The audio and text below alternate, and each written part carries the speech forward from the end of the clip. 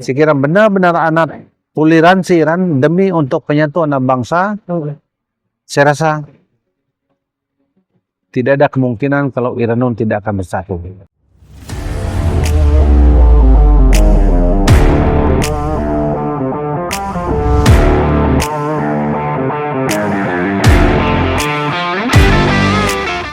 Saya juga salah seorang ahli majelis tertinggi Fisbah dan pengasas Fisbah pada tahun 70-an.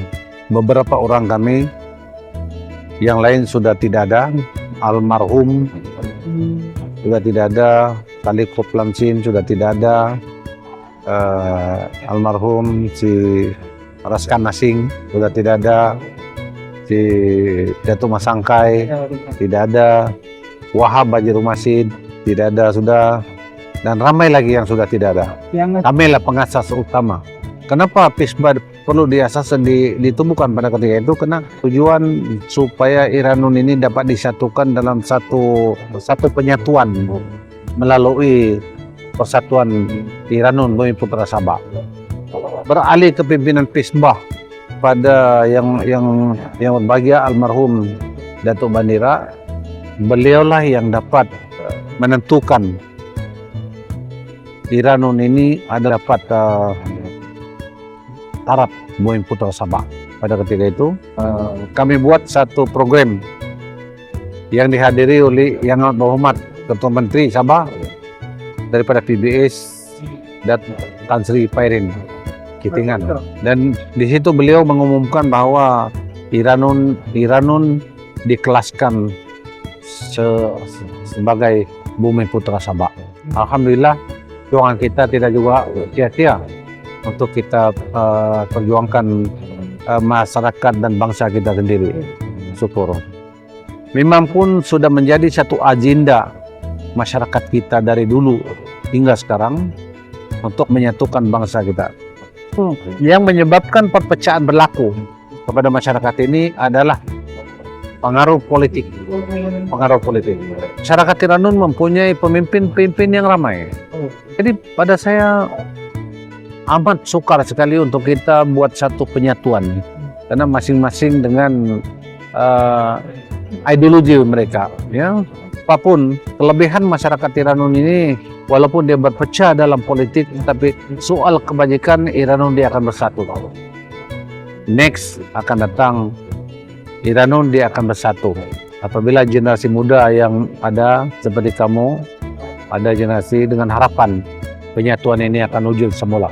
Semangat, toleransi, biar kita bagi fokus kepada generasi baru, membuat satu perancangan yang detail dan terbaik untuk bangsa. Mengenai ekonomi, pendidikan, kita tidak boleh bandingkan persamaan di antara masyarakat Iranun dengan masyarakat lain di Sabah. Pendidikan dulu dan sekarang untuk masyarakat Iranun adalah lebih baik sekarang ini, dan begitu juga ekonomi. Memang ada disentuh untuk menaikkan salah satu ekonomi dan pendidikan, tuition, dan kami jemput budak-budak Iranun yang berpendidikan secara sukarela. Untuk ekonomi, banyak perkara yang kami susun atur juga mengenai ekonomi, terutama dari segi penanam padi, sawah. Kenapa ramai persatuan yang muncul? Walhal tidak ada pun hasrat dalam hati, tidak ada pun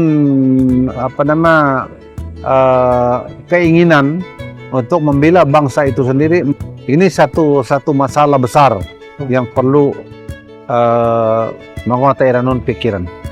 Maka timbullah perpecahan di kalangan masyarakat Iranun melalui situ. Diskusi bersama dengan pemimpin-pemimpin Iranun yang ada, boleh duduk satu meja dan meja bulat, kita buat program diskusi.